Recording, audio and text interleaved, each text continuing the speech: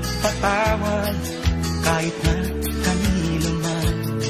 Hindi kanya pababayaan sa oras ng kagipitan. Kung siya'y iyong tatawagan, naroon siya kahit saan. Sa puso ko'y kumakatok, di siya pinabuksan. Pag di na makaya, siya ang tatawagan.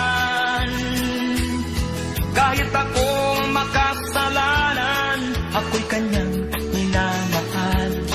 Kay dami man ng kamalian, ako'y kanyang pinagbibigyan. Ano ang aking iginanti sa aking kaibigan? Nang dahil sa aking mga kasalanan, ipinato siya sa